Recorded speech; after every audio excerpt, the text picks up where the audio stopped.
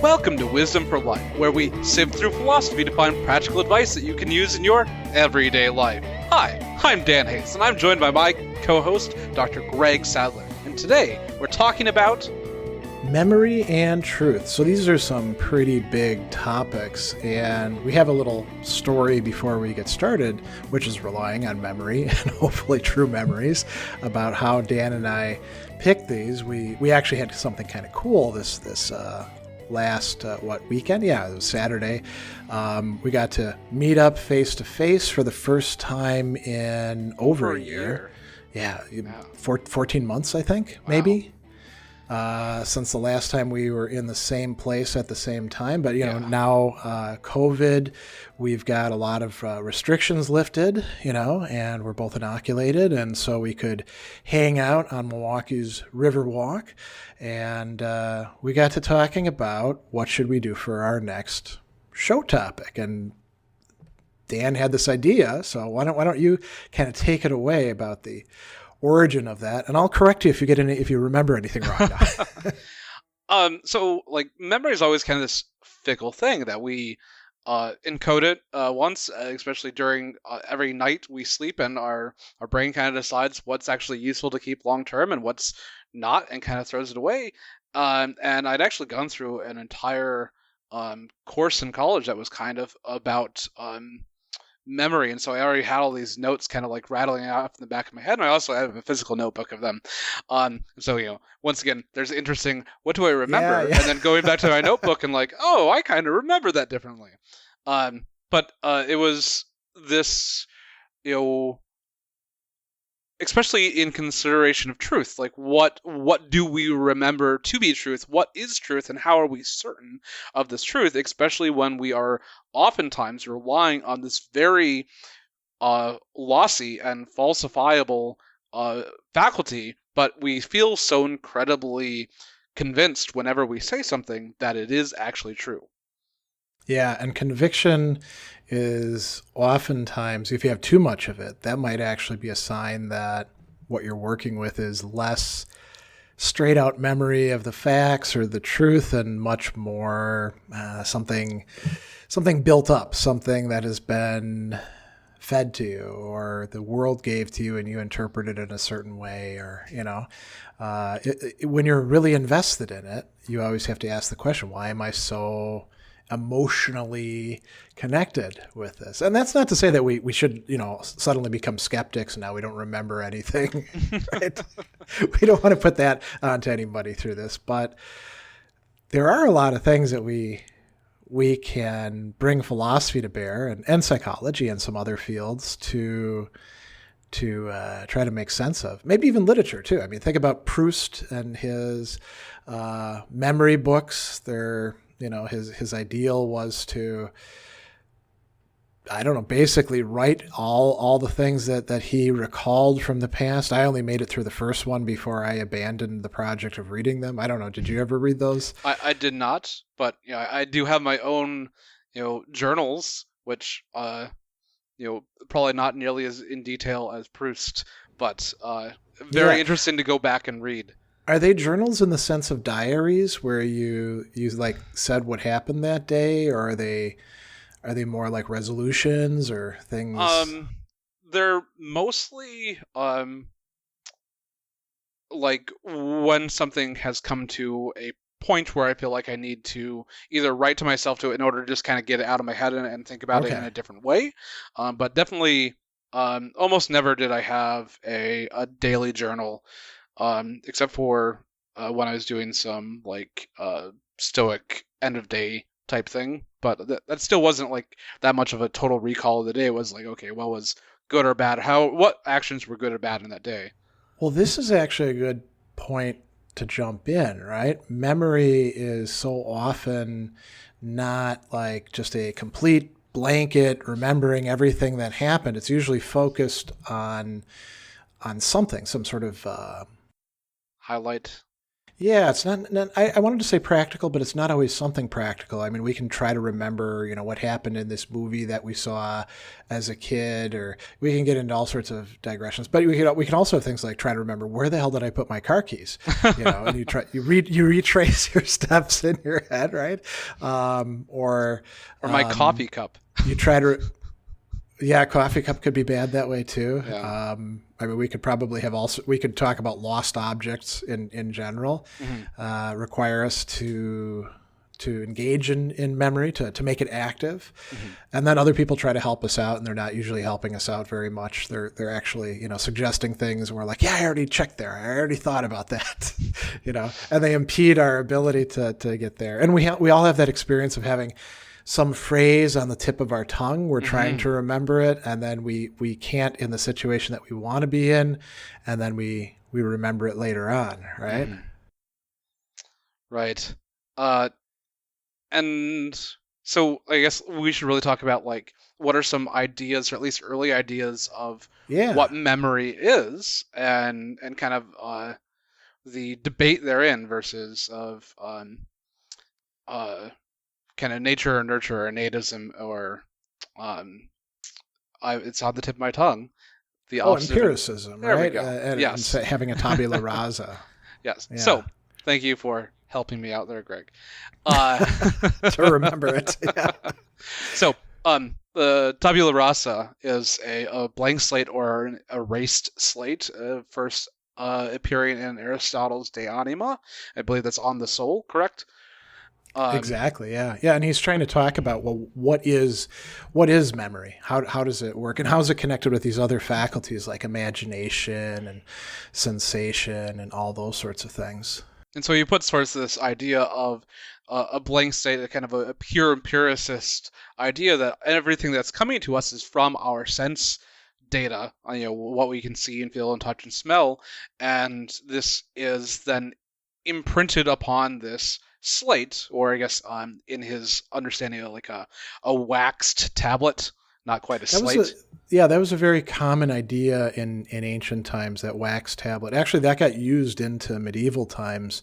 You would often write a composition on, it's almost like an etch-a-sketch, right? Or nowadays we have those apps that allow us to like draw on our phones or tablets. It's like that. You would do your preliminary work on the wax tablet because it was, you could erase it. You could always do it over. And then once it was in the shape that you wanted, then you would turn to like whatever ink was going to go on to parchment paper, papyrus, pick whatever it happens to be. And then you would write that out. So it was like a stopgap, right? It's your rough draft. Exactly. Your scratch paper, we used to call it, right? Literal scratch paper. And you'd erase it by heating it up so the wax would melt back into a flat sheet, and then you could go right back at it. I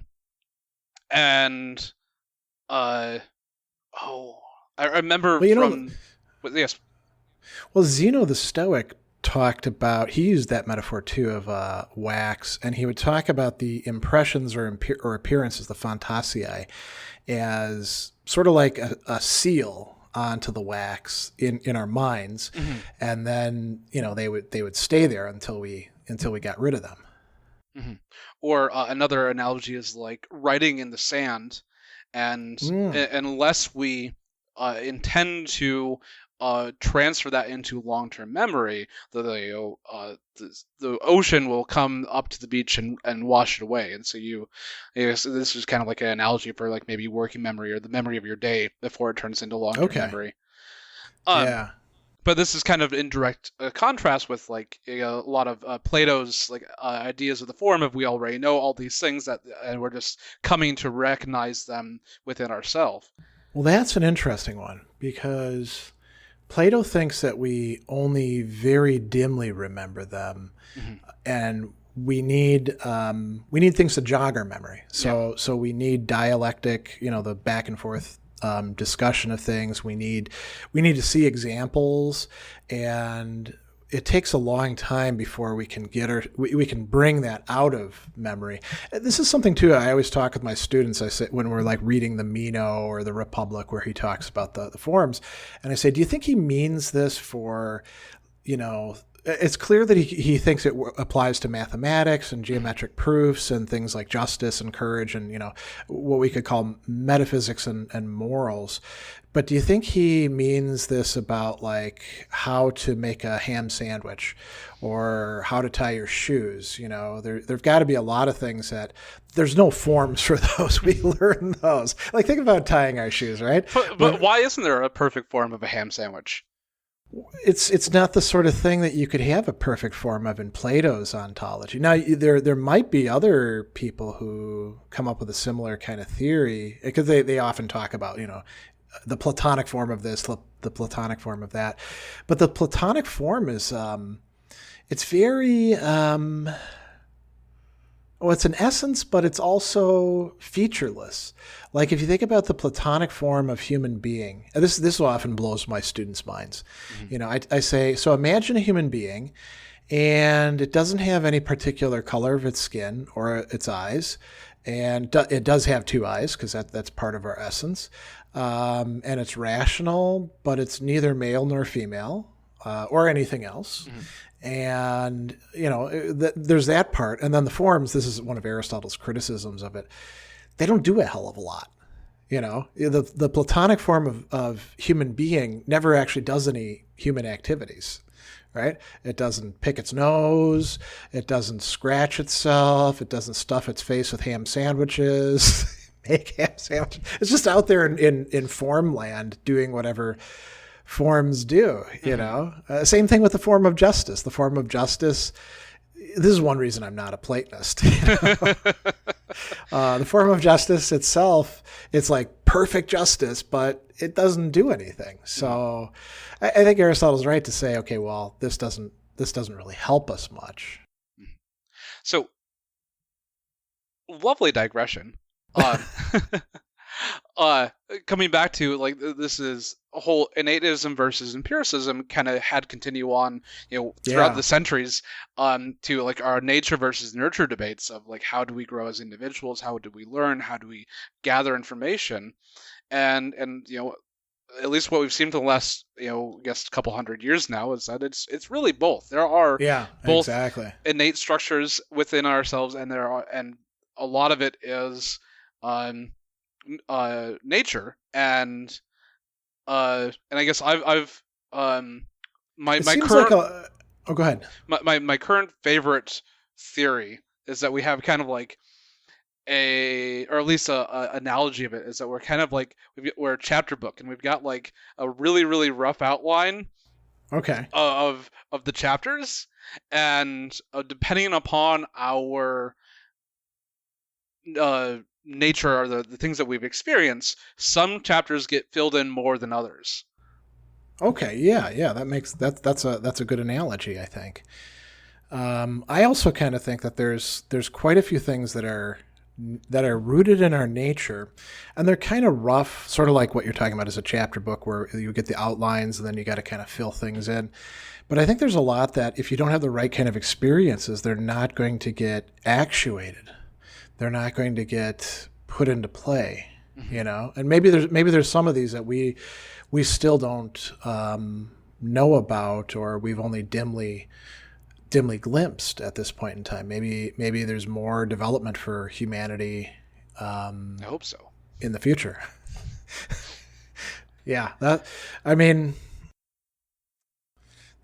a good point. There's a lot of ways in which we could be doing much better, right? Mm-hmm. But let us not devolve into lamentations. Or just pure pessimism. There's lots to look forward to. We have lots of problems, but I have confidence that hopefully we as a species can move forward. Yeah. So you one of the things that you wanted to talk about is how memory actually works, though, right? Yeah. How it proceeds. So whenever we actually recall a memory, the process. Thank you, neuroscience, at least for the small amounts that we've been able to glean from the human mind, even though we are still a small boat at a vast sea here. But the pathways write each other every time that we recall a memory.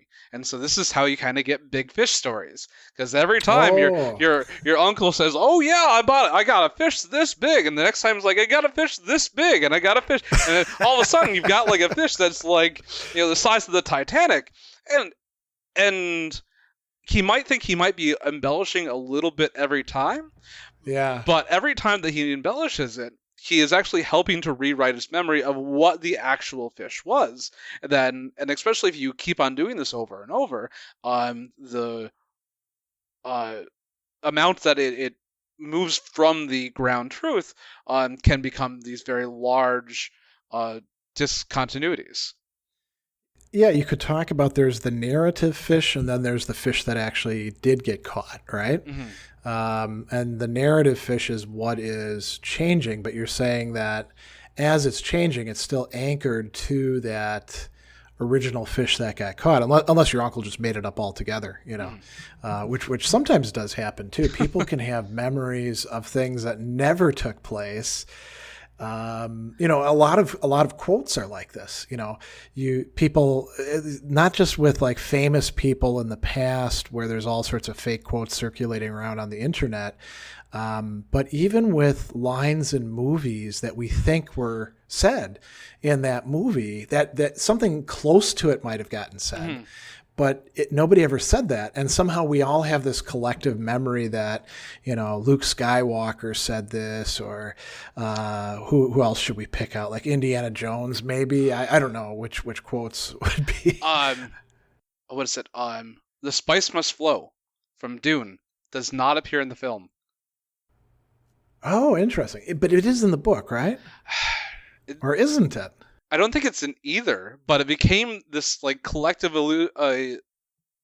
hallucination, and became so ingrained into the society that it is a thing. Or I guess what's the line on Luke, I am your father, right? Is not actually the line. Yeah. Isn't it amazing that can happen? Yeah. Or Beam Me Up, Scotty. That's another one, right? Kirk doesn't say that apparently in Star Trek stuff. Or although he must have said it at a lot of conventions, I bet. But what's the children's book about the family of bears? Goldilocks, you mean, or are you talking about the Bernstein Bears? Yeah. You mean the Bernstein Bears? Oh, is it? Yeah. I don't know. I haven't looked at it for so long, and my kids weren't into them. Mm-hmm. Now that that's a lot of hazy memory area. Like I remember them being into the Hungry Hungry Caterpillar, and I remember Goodnight Moon. I don't remember an awful lot else from what I read to my kids. I remember trying to get them into Alice in Wonderland, and then them not being interested in that either. Speaking of Goodnight Moon, there's a great parody called, I believe it's Goodnight Madib. Oh, really? It's Goodnight Sandworm. Goodnight Benny Gesserit. Goodnight. Yeah.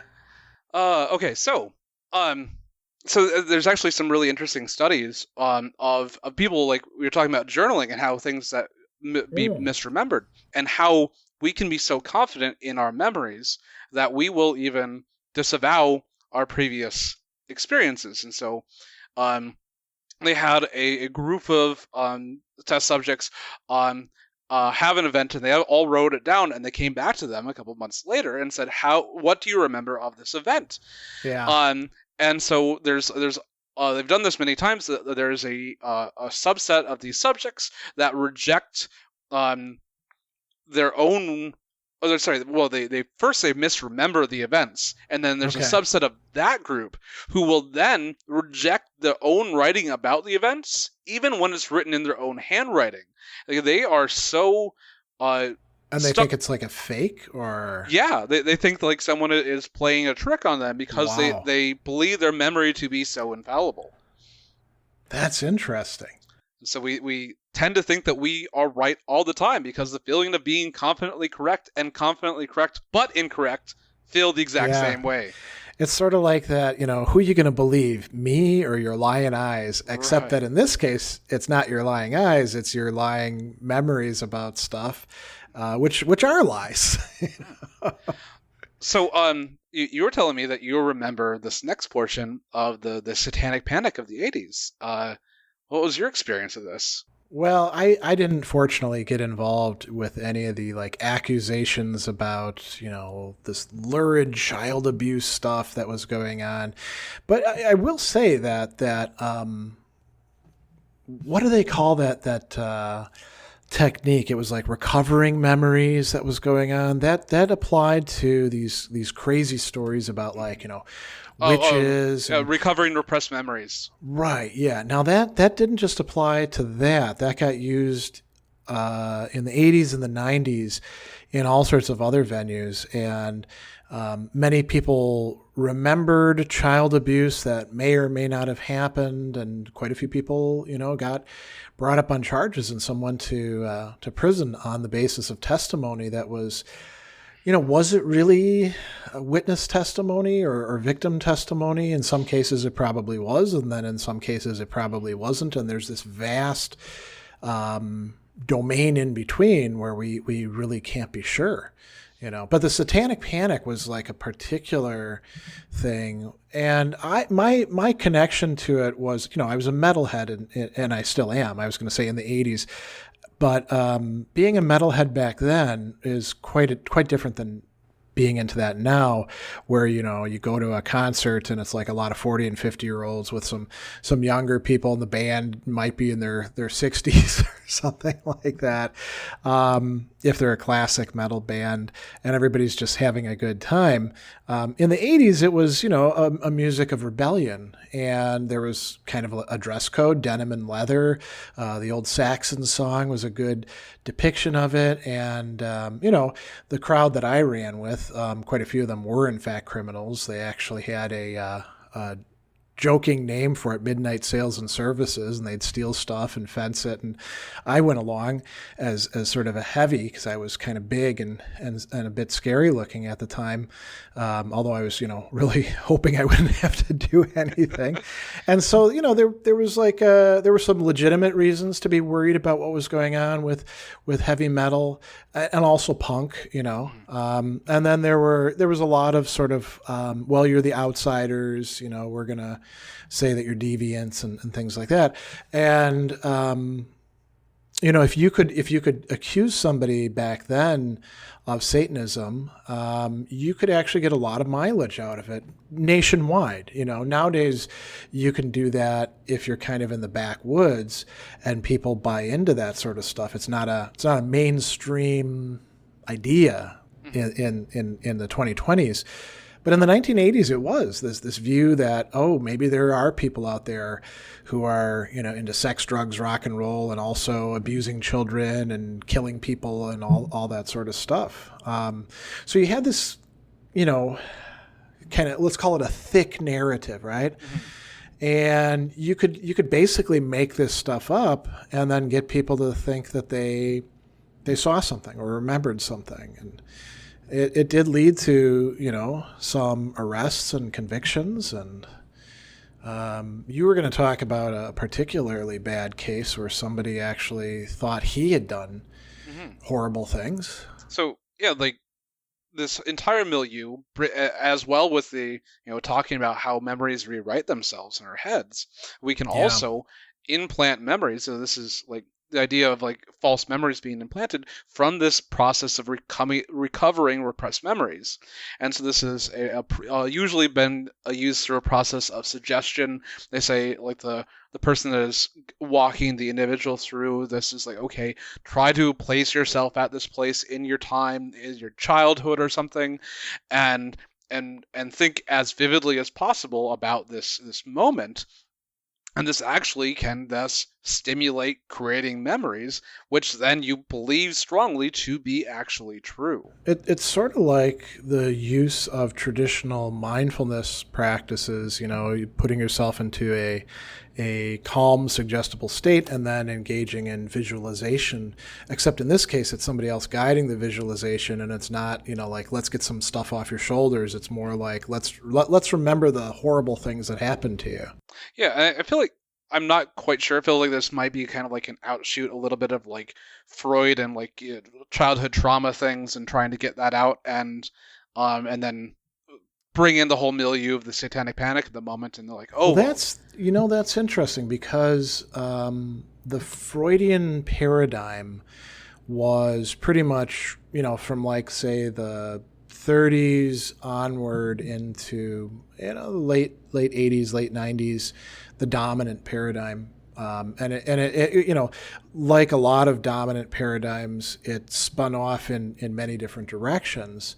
So yeah, the notion that what's wrong with us is primarily our own, repression, reaction to, working through things that happened to us in our childhood. Different, let's call them not necessarily Freudians, but people working in the shadow of Freud, came up with different ways in which this would happen.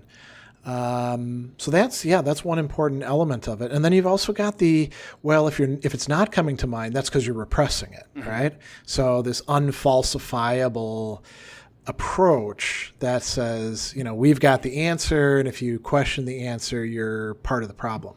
Right. I mean, you're a Satanist that's just trying to repress the knowledge that Satanists are out there, potentially. Or you were a victim of Satanists, and you don't want to think that anything's quite so scary, so you want to think it was just people being mean to you or stuff like that, when they're really going to kill you or rape you or do whatever they're going to do. Yeah. Or, if it's with your parents, how could you think that your parents would do such horrible things to you? And obviously you don't need parents to be satanic to do abuse. There's lots and lots of way more cases of abuse than we ought to have. But I think a lot of people got brought to the point where they, here's another thing about memory. Memory works with human activities. Human activities are always ambiguous. Does somebody love you or hate you? You might think that they love you, but maybe secretly they actually hate you, and they're just saying things to get by. Or maybe they don't actually hate you and they really secretly love you and they're just being hard on you. It's always possible to interpret human activities, attitudes, statements in multiple ways. And so when you've got somebody kind of unscrupulous or perhaps deluded guiding you in how that's how you should interpret it, you can get led into all sorts of crazy paths, right? Right. So, be mindful of the people that you spend time with, I guess, to a certain extent. So this, or professionals who you get involved with who are going to help you unscrew up your life, right? Mm-hmm. I mean, there's a lot of. We should actually probably do a show about bad self-help. I hope I put my. Now I'll move from that. Okay. So there's a specific case about this. For false memories, which is called the Thurston County ritual abuse case.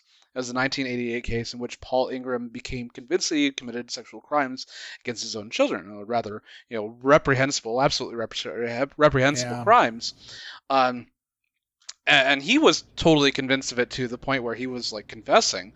But there's a psychologist by the name of Richard Offshee, who is a member of the advisory board of the False Memory Syndrome Foundation advocacy organization, which is rather a big mouthful.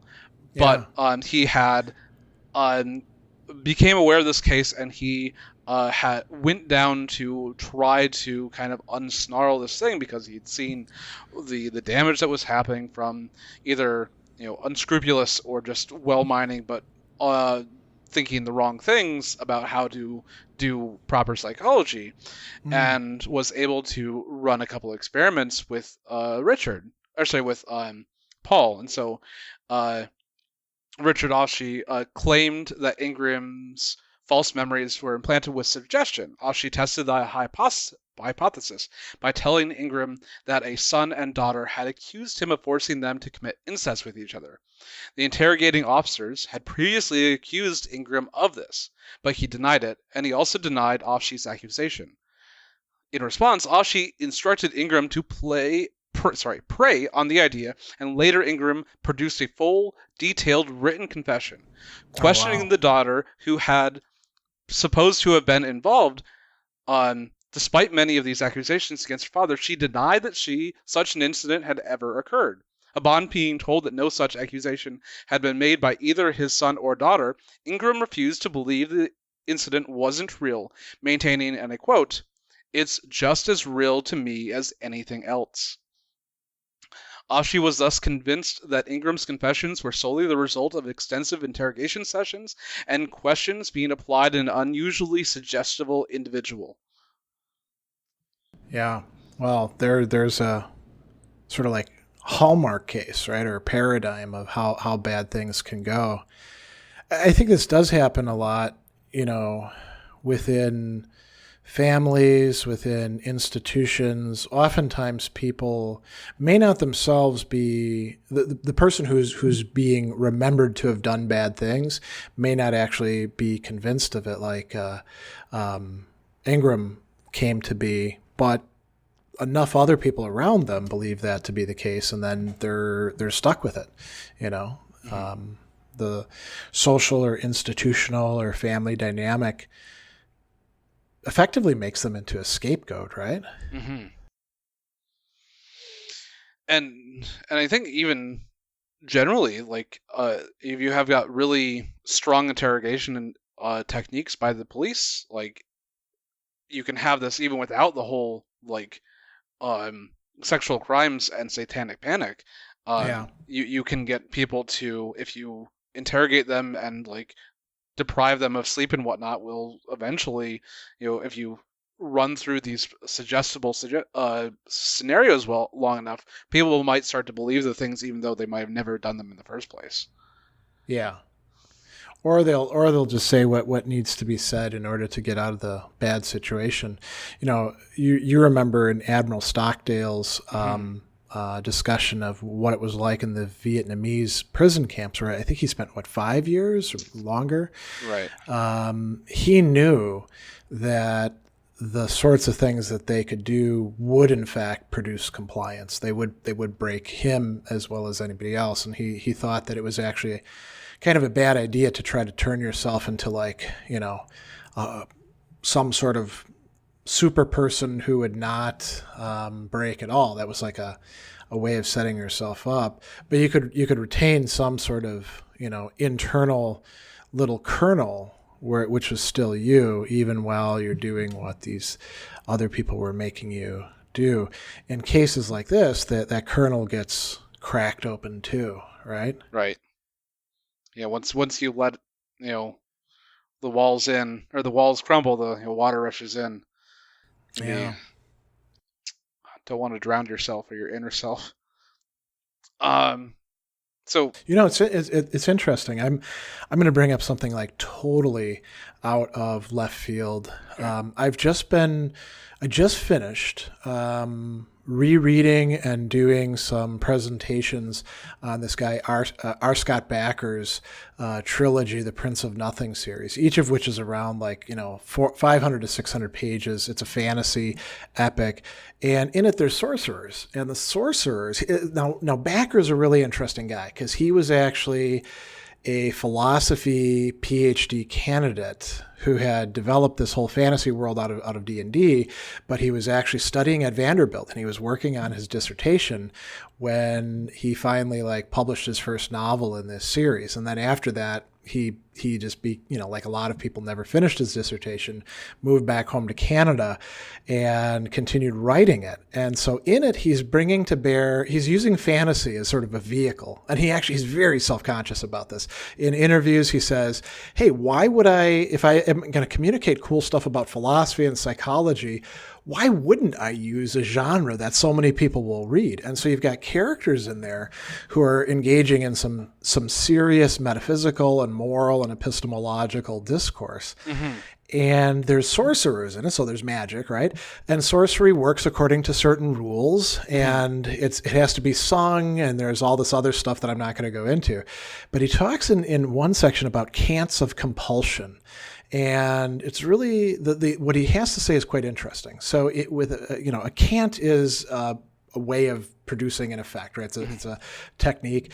And then compulsion, we think of that as like, I make you do something, right? Like I hold the gun to your, spouse's head and say, put down your gun. And if you don't do it, I'll kill her, right? It's the action movie kind of stuff. Or I blackmail you, or I appeal to your terrible desires, whatever it's going to be, right? I make you do something. And then Bakker has one of his characters say, that's not the way it works.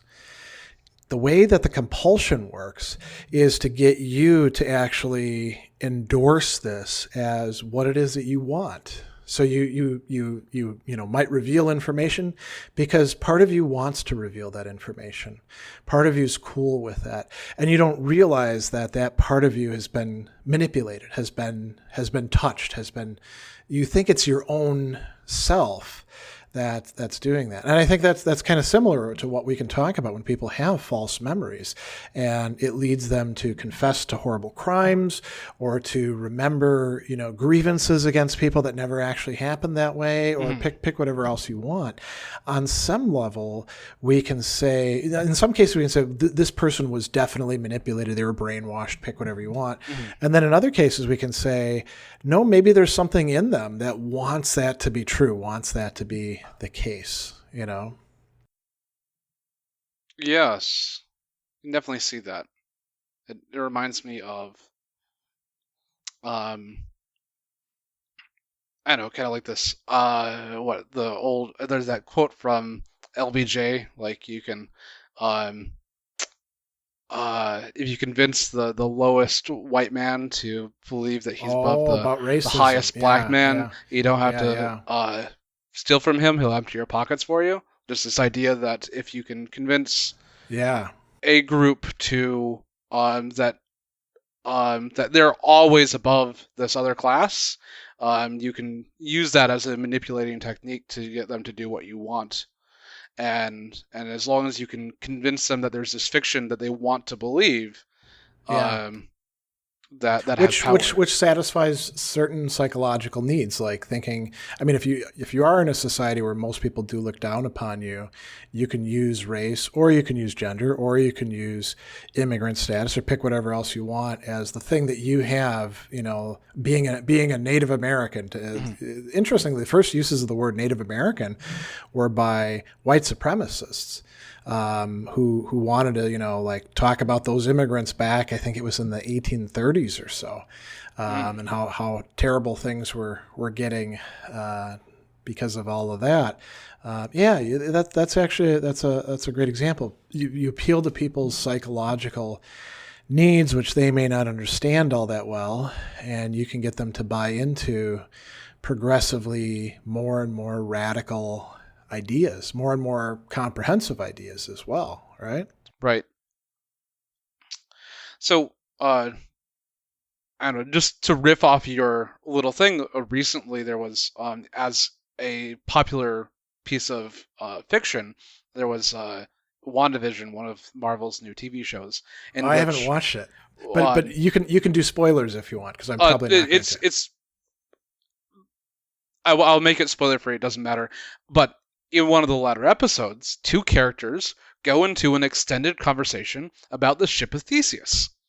Okay. And what makes a thing, and they're discussing it between themselves in regards to themselves.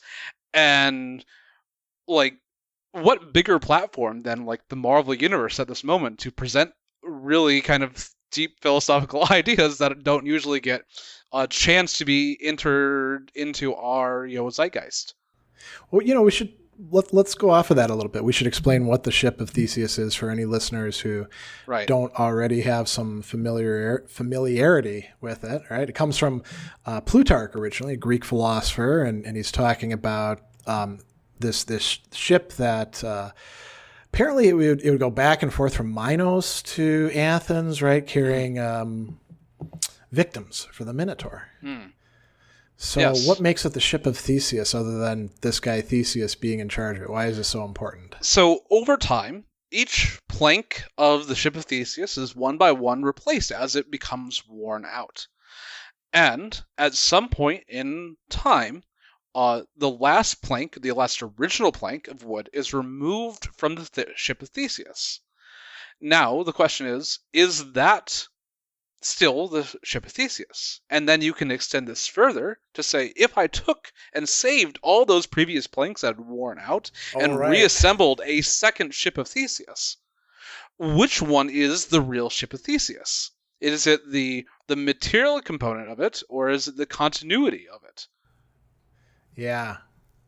And if some of the things were replaced, but they're somewhat different, like an oak board instead of a pine board or something like that, does that make a difference? Is it not the same ship? We can go off in all different directions.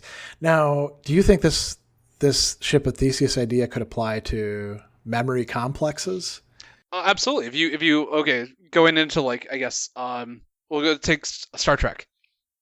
Okay. And so they have every once in a while there are transporter accidents where someone might be doubled, and so there's one in the next about once every 10 episodes, right? So there's I think there's there's two versions of Commander Riker from the Next Generation timeline. He was on a away mission. There's a transporter malfunction. He was disintegrated and then reintegrated on the Enterprise, but then he was also reintegrated back down to the planet. They left, and so now there's two different diverging Rikers. And so they both have the exact same memories up to that exact moment in time. And so now which one is the real Riker? And so we have another kind of like identity question. What makes the individual the individual?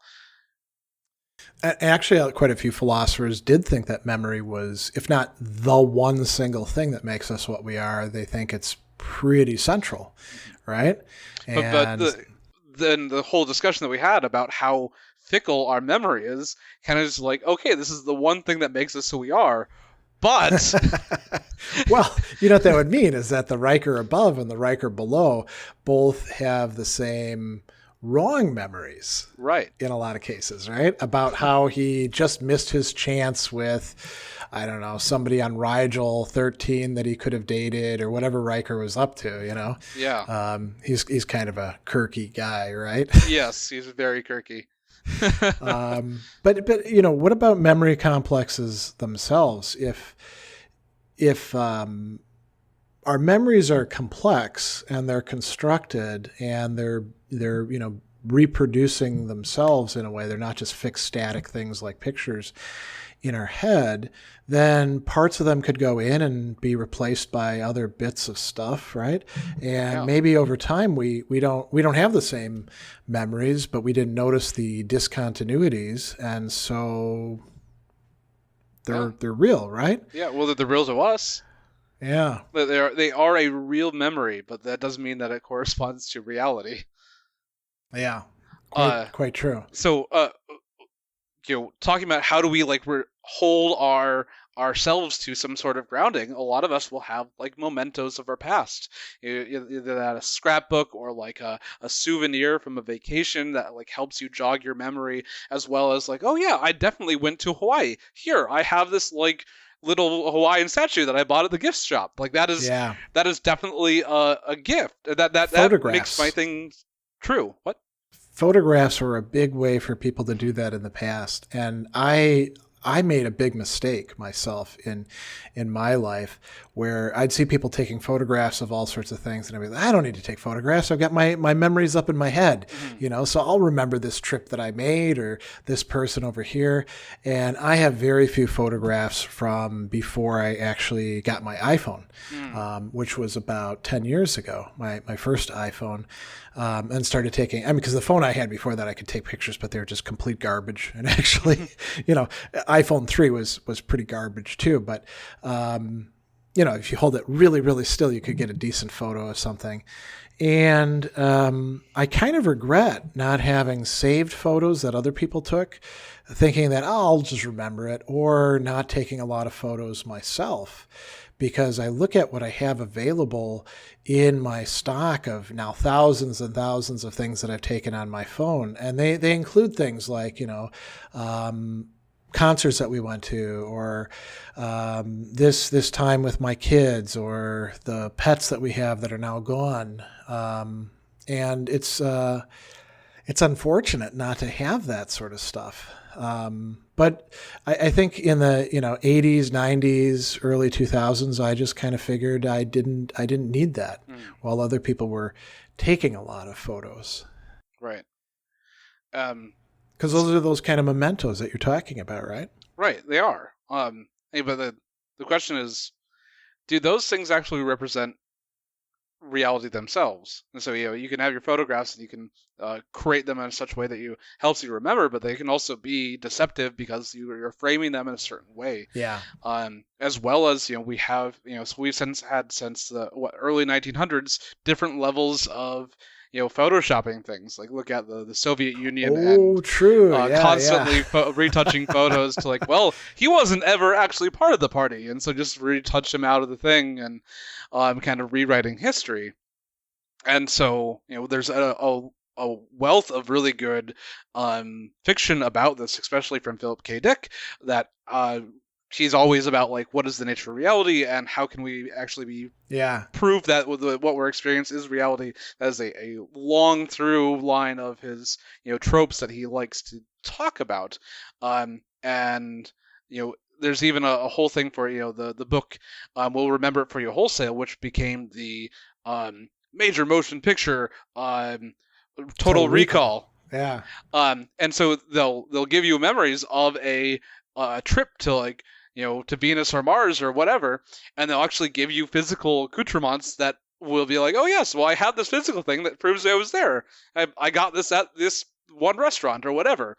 But the whole part of the narrative is that like these things aren't actually true things, that these are still creations, and then it gets way off the rails. I love the book. I love the book even more than the movie because it's so much more crazy than the book. High recommend. Well, and the irony is that the guy who is the main character, he actually is like a super spy or something like that, right? And he's got false memories that are keeping his true identity repressed until he goes in and they do remember it for him.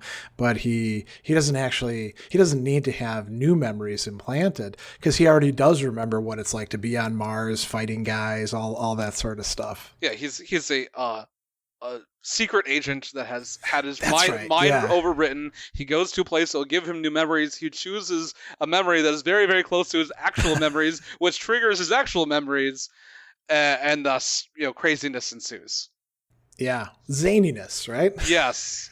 Wild antics. And very, was it Arnold Schwarzenegger? He does a great job as like both a big muscle man and also just kind of like confused and ooh, plays the straight man quite well in that regard. Yeah. So let's go to truth because we're running a little late. Well, did you want to talk quickly about one other Dick thing, which is the replicants and Blade Runner and So Blade Runner always from the the first one and the I'll not go into the book. The first one with Harrison Ford as Rick Deckard, as well as the new one with was Ryan Gosling as Officer K. They're both. Well, I guess the question of the first one is still up in the air. If Deckard is actually a replicant. Is he a replicant? Yeah. But the second one, it is played off as Officer K being a replicant, but then he starts to have memories of things of a childhood, and so he starts to think that he might not be a replicant, and so he has these these memories of being a child that had a toy horse and he hid it in a fireplace.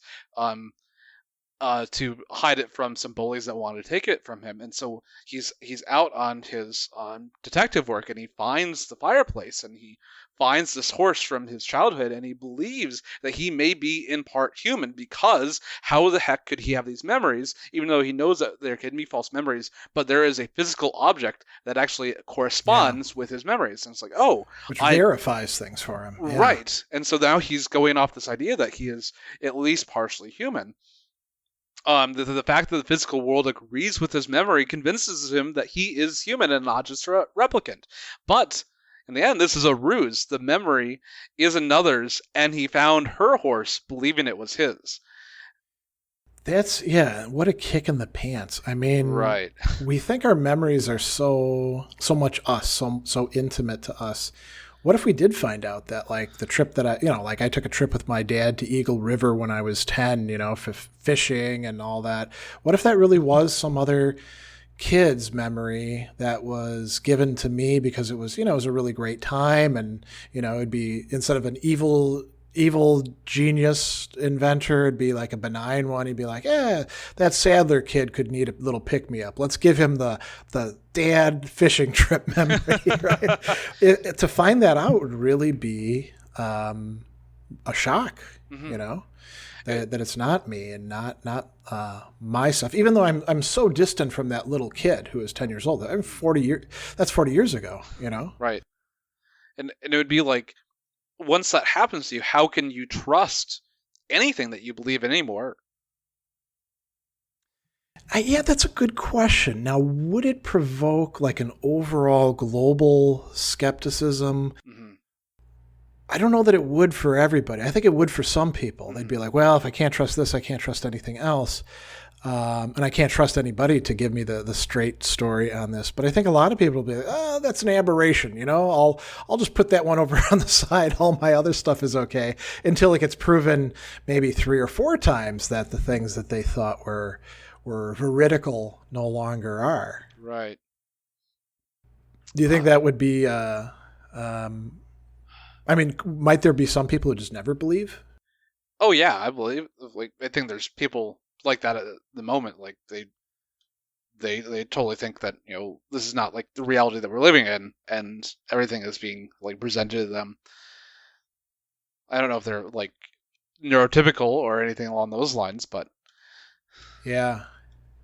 Well, so you wanted to talk about truth, and we might have to do a whole other episode to get into some of the theories of truth. Go ahead. Well, I was thinking, like, we were motivated. So I'm just going back to this a little bit about like why do we do the things, and we talked about this a bit with the across the episode, and this whole idea that people do what they believe to be is the good, but if we don't have a good memory about the things, we can be led to bad decisions, and so our idea of the good is based off of memory that is falsifiable and potentially manipulated to a certain extent. And so how can you know what the good is? This often happens with generalizing too much from one memory, right? So I'll give you sort of a trivial example. You go to a restaurant and you order a dish that you haven't had before, and it comes out and it's just like amazing, right?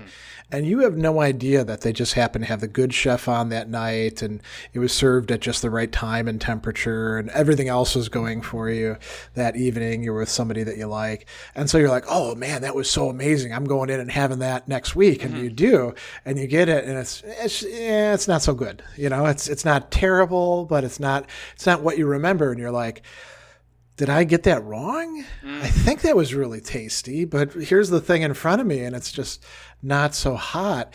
And you could do this so easily with, people say, oh, first impressions are so important. Maybe first impressions shouldn't be that important, right? Because we generalize about people on the basis of first impressions. I know I've done this many, many times where I'm like, well, that person's a jerk, and it just turns out they were just having a bad day and distracted, or I'm like, well, that person's cool, and it turns out that they're a jerk, Yeah, one should never make total conclusions off of one data point. Exactly. Yeah. Yeah. Maybe that's the better way to think about it in terms of data points, right? As soon as you frame it like that, that calls for having more of them, and it prioritizes putting together like a a composite picture rather than just going off of a sample of one, I guess it depends on like what you have to do. I guess like if you're like hiring someone and you're like, how do you get enough data points from a group of people to even decide to like move them on to the next round? Like obviously that's an interesting one too, because when you have like a committee to do hiring, right? And you like somebody comes in, gives a presentation, they do their song and dance, they leave, and then like we say, okay, we're all going to like reconvene tomorrow and talk about this person, this candidate. And sometimes you're like, did we all see the same person? Memories of who they were change quite a bit. Like some people think that the person was taller than they were, or, other people are like, oh, their presentation was amazing. And you're like, I don't remember that, Yeah. Hey, at least for like you, people have thousands of hours. They can watch this like, is he a good teacher or not? But how much work are you going to put into, like, I'm going to watch a representative sample of Greg Sadler's lectures and make sure that I have a really fully understood idea? That is a whole other can of worms. and I'll just say this, and then we should do our practice because we're getting close on time. So there are more hours now of people watching me than I have lived, like, way, way more at this point in time. The last time that I looked, there were like 102,000 hours, or no, whatever it is. It's longer than, it's like years and years and years, like 100 years of that guy on the YouTube videos. But he only does a very limited repertoire of stuff. He gets up in front of a chalkboard. Every once in a while, he like sits in a chair in front of books.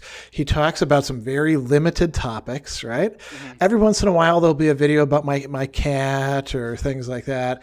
But for the most part, it's all like explaining philosophy. And I've often thought, so I'm just going to throw this idea out there and see what you think of this, that if somebody wanted to put together like deep fake and AI stuff, they could so easily mine my YouTube channel, take all that data, the visual data, all the semantic data, let's call it, and just glom it together and have some character that they could call Dr. Gregory B. Sadler, just going on and on and on about philosophy. And it probably wouldn't be great, it wouldn't have the spontaneity that I have, and it might actually get some stuff wrong because, AIs are good when it comes to certain things. I think when it comes to philosophy and philosophical discourse, we're decades away from that. Yeah. But you could do something like that, and it could maybe he'd be like a philosophical comedian or something like that, right? And I'm surprised nobody's actually done it yet. Yeah. Because that guy he could make money for them, right? Mm-hmm. They could charge for his classes and stuff like that and not pay me a cent. Yeah. Quickly, they did actually make a animatronic version of Philip K. Dick based on his writings and all of his diaries. Wow. And so you can ask him questions and he would respond as Philip K. Dick in those responses. Oh, very interesting. That's really interesting because he has a novel in which there's an entire school like that, the Martian Time Slip, And actually, speaking of Philip K. Dick, I don't think we're going to actually get to our practice because we're running a bit short on time. But, he's, when it comes to memory, like Dan was saying, he's definitely, his stories, he more maybe than any other sci-fi author has thematized all sorts of interesting aspects about memory. Maze of Death would be another great novel to check out in that respect as well. But there was a great concept that Dan was going to take you out on. So I'm going to just turn it over to you and let you riff with it. We leave you here today with the words of Philip K. Dick. Reality is that which, when you stop believing it, it doesn't go away.